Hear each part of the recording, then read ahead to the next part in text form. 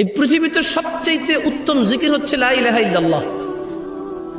কিয়ামত দিবসে একজন ব্যক্তির অপরাধের ৯৯টা দফতর খোলা হবে। আল্লাহ ওই ব্যক্তির সামনে তার অপরাধের ৯৯টা দফতর খুলে বলবে, বান্দা তুমি কি এই অপরাধ করেছো? বান্দা বলবে, আল্লাহ হ্যাঁ আমি এই অপরাধ করেছি, আমি স্বীকার করছি, আমি অন্যায় করছি। বান্দা লজ্জিত থাকবে আল্লাহর সামনে তার অপরাধ দেখে। সে তার ৯৯টা বই না দফতর, লাইব্রেরিও না, দফতর, বিশাল বড় বড় অপরাধের দফতর। ও আপনি বলছেন জামশেদ ভাই ৬০ বছর জীবনে এত অপরাধ? আরে ভাই আপনি না ৬০ বছর বাঁচেন, নূহ আলাইহিস সালাম ৯৫০ বছর শুধু দাওয়াত দিচ্ছে, তাহলে উনি কত বছর বাঁচছেন, ওনার উম্মত কত বছর বাঁচছে? বুঝাইতে পারি নাই মনে হয়। আপনি নিজের ১০০ বছর জীবন, শুধু কি বিচার আপনার হবে? নূহ আলাইহিস সালামের উম্মতের হবে না?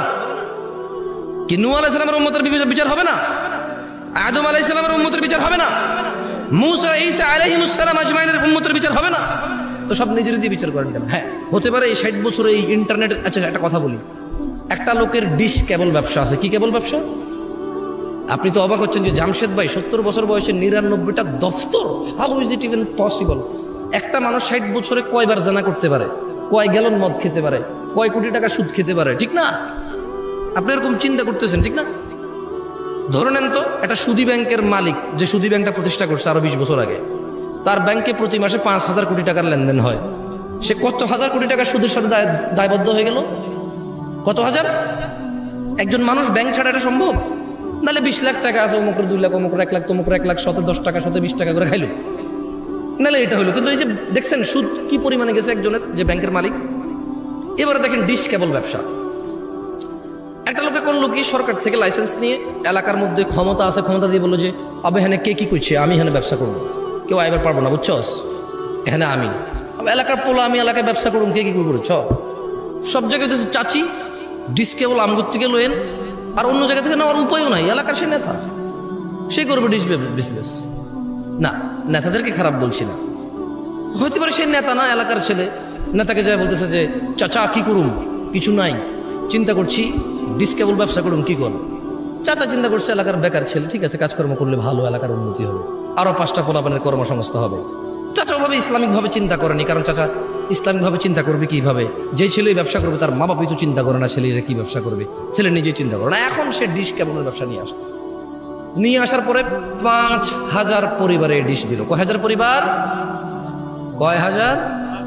এবার ৫,০০০ পরিবার, ৫,০০০ টেলিভিশনে একটা গান চলতেছে, একটা উলঙ্গ মহিলা নাচতেছে, একটা বাদ্যযন্ত্র টং টং টং টং টং টং করে বাজাইতে আছে, একটা মহিলা তার শরীর নাড়াচ্ছে, চুল নাড়াচ্ছে, একটা ছেলে তার তালে তালে নাচতেছে।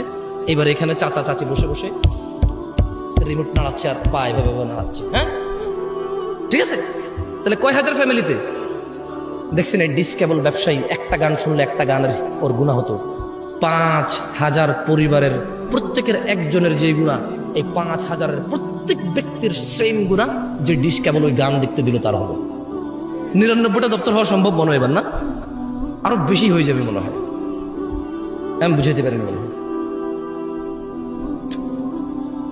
আমি যখন আরো একটু ছোট ছিলাম, আর স্বাভাবিক সবাই ছোট থাকে আস্তে আস্তে বড় হয়, এখনো ছোট আপনাদের তুলনায়, কিন্তু যখন আরো ছোট ছিলাম আর কি, তখন যখন এই হাদিস পড়ছি আমি চিন্তা করলাম যে একটা যুবক ছেলে নাইলে দিনে একবার হস্তমৈথুন করে, এরপরে সে ভয় পেয়ে যে তার যৌন শক্তি নষ্ট হয়ে যাবে, বলে যে আস্তাগফিরুল্লাহ আস্তাগফিরুল্লাহ আর করবো না, ১ মাস আর করে না।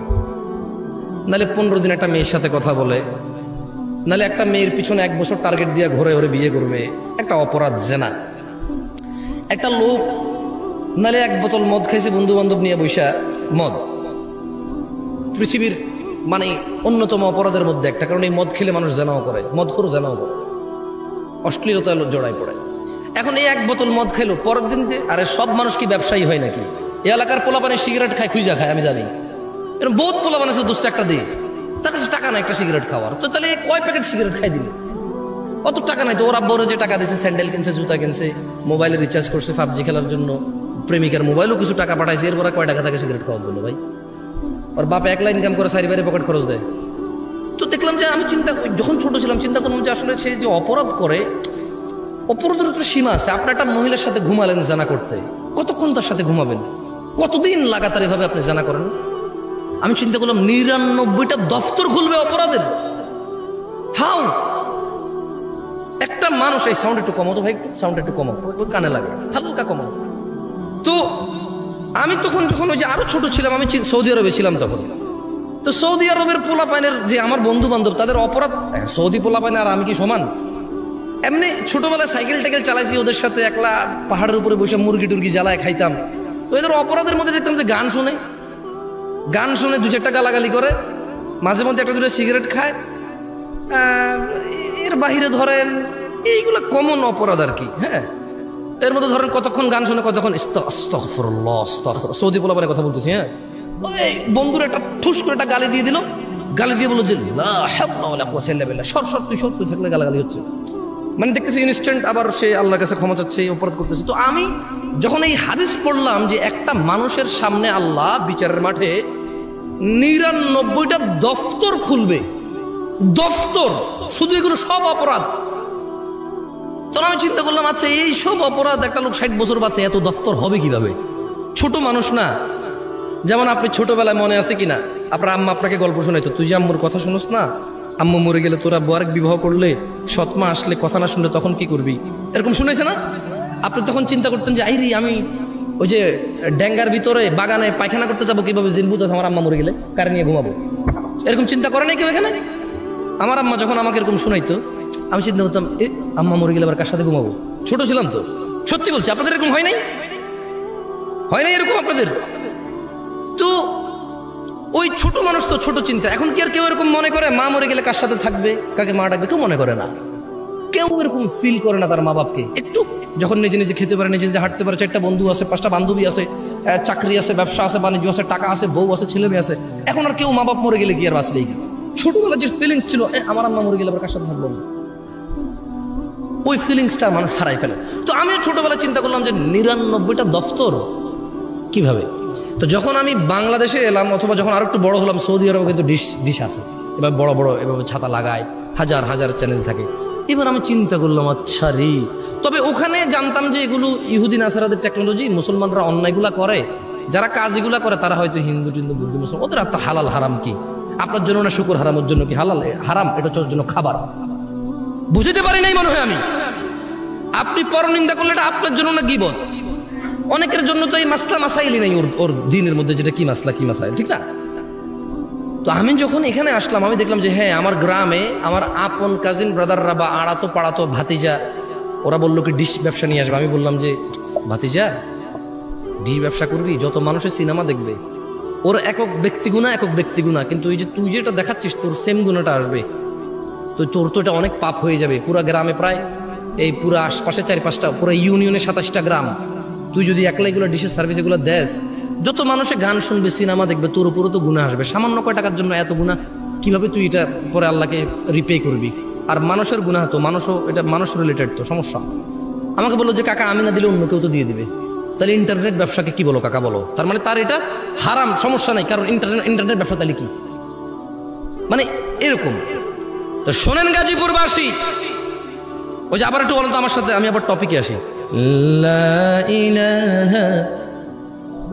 দেখছেন কি সুন্দর লাগে না? মাশাআল্লাহ। এটা হচ্ছে আমাল। এটা হচ্ছে কি? এটা মানুষ ব্যক্তি আমল করবে। আমি আসতেছিলাম যে এই লা ইলাহা ইল্লাল্লাহ, এটা কত বড় জিকির সেটা বলতে আসতেছিলাম, এই এতগুলো উদাহরণ। তো কিয়ামতে আল্লাহ এক ব্যক্তির সামনে 99টা অপরাধের দফতর খুলবে এবং আল্লাহ তাকে বলবে যে বান্দা, তুমি কি এই অপরাধগুলো করেছো?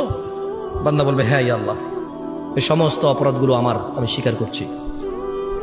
আল্লাহ তাকে বলবে তার আমাল নামায় ঈমান, কি আমল নামায় কি থাকবে?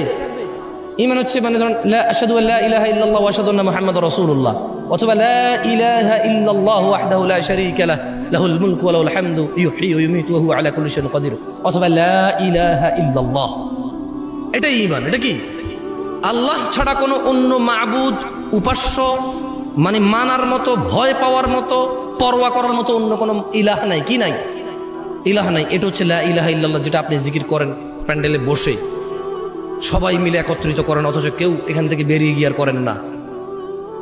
তো আমি আপনাদেরকে এখানে আমলটা করালে কি লাভ? আপনি প্যান্ডেল থেকে বের হয়ে আবার কিছুই করবেন না। আমি শিখিয়ে দিচ্ছি এই লা ইলাহা ইল্লাল্লাহর কত ক্ষমতা। 99টা দফতর অপরাধের একটা পাল্লায় রাখা হবে, একটা কাগজের টুকরোর মধ্যে ওর লা ইলাহা ইল্লাল্লাহ লেখা থাকবে। আল্লাহ লা ইলাহা ইল্লাল্লাহ ওকে বলবে যে ওর মিজানে দিতে, ও বলবে যে ইয়া আল্লাহ 99টা দফতর অপরাধের আর লা ইলাহা ইল্লাল্লাহ। আল্লাহ আপনি কি বলছেন? আল্লাহ আল্লাহ বলবে যে ঠিক আছে তুমি দেখো না। ওর এই কাগজের টুকরো লা ইলাহা ইল্লাল্লাহ ওর পাল্লার মধ্যে রাখবে, ওর লা ইলাহা ইল্লাল্লাহ ভারী হবে। এটা হচ্ছে লা ইলাহা ইল্লাল্লাহ জিকির, যেটা আপনারা এখানে বসে বসে সবাই মিলে করেন।